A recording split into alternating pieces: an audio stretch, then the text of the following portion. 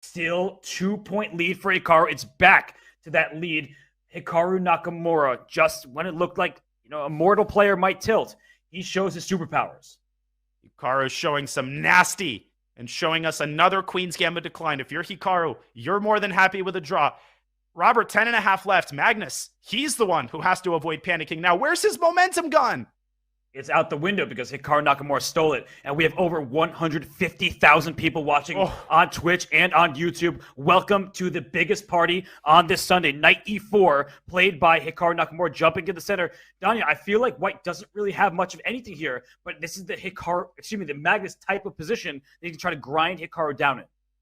And it's what Magnus was unable to get the last couple of games, the last couple of losses. He's gotten back to what makes him the most comfortable. Positional maneuvering games. He's got a clear advantage here. And at this point, he's got exactly zero room for error.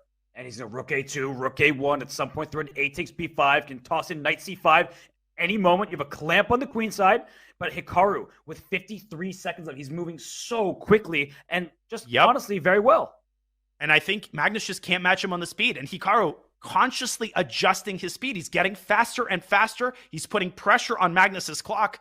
And here we go with this again. More counterplay on the king side. More of a time advantage. Knight F6, E4. Oh, bishop F3. So you want to give your bishop for the knight. Bishop C8, hitting the H3 pawn. You got to move your king out the way.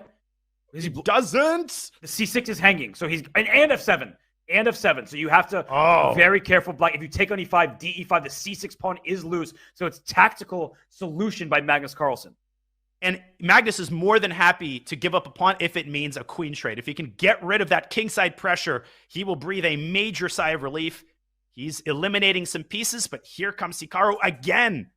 Great moves from Hikaru. Knight B2. I like that move from Magnus. King safety is paramount. The E1 square now covered. Knight D2. Is there like a rook B7 at some point? Oh, well, there's a queen takes F2 tactic. We saw that in the first game. But Magnus, again, forcing the queen trade, or at least he's trying to. Yes, because the endgame looks terrible for Black. That's not a bishop on B7. It's a big pawn. It is, and it can't move away because then White will have full control of the 7th rank and knight D3. Magnus making moves. Or knight E5 bishop even. C8. Yeah, it's so not over yet. There's rook A1. Queen C1, queen H6 made sense. Okay, he wants to trade rooks. Whoa, rook B8? No, the bishop on F3 is loose. Taking knight E5 deserves attention.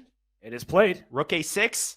Oh, and if you take on E5, D into the C6 one will fall. Bishop takes D5 is another threat, and C6 is hanging directly. But Hikaru can throw in H3 at some point. If he can make this messy, he's had the edge in time scrambles all match long. This is what it all comes down to. Here we go. Oh taking my gosh. Queen C6. He goes Queen C5. Look at that. He was knight C4, knight takes C6. Keeping more pieces on the board. You could take on D5 and play Queen, take on D4 because you play Queen D5. He said takes right away. But there's perpetual ideas. There are I don't know if he can win this. Look at that knight and queen combo. But the queen A1, there's no more check after king H2, and the H4 is loose. You have to trade queens. Is it losing? Hikaru thought it was. Queen H4. Take a pawn. Bishop E4. But then the knight might slide to G4 when you're not paying attention. It's so easy to miss mate here. It's easy to miss a fork. It's easy to blunder a pawn. And if you do any of those things, you're not going to win. But look at that move. Bishop E2 and G3. King G2. Then push your B pawn. No checks available for Black.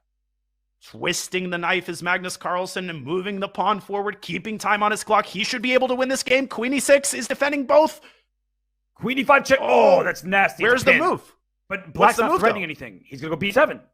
But queen takes E2 and queen F4 check. Yes, that's huge. He's got to see it, does Magnus. He doesn't. It's okay. He moves his bishop, and then B7's unstoppable. Still totally winning, but you don't want to give Hikaru any added chances. Okay, so goes Queen E4. He keeps attacking the knight. Like, just really precise play from Magnus, not pushing the pawn. And now B7. Total Queen E7. There's got to be a way to force promotion. Okay, this is simple. But Hikaru's going to waste some time off the match clock. And what that does is it forces Magnus basically to win the next game. Yes, it does. Don't take G. Oh, you can. There's no stalemate.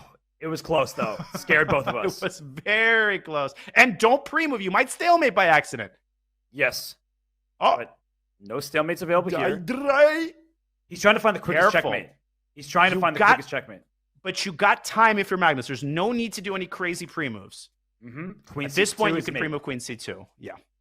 Oh my gosh, we'll have 6 minutes remaining. Magnus. Oh my God. He can draw the next game, right? If he draws the next game, there still will be enough time, right? 6 minutes is plenty.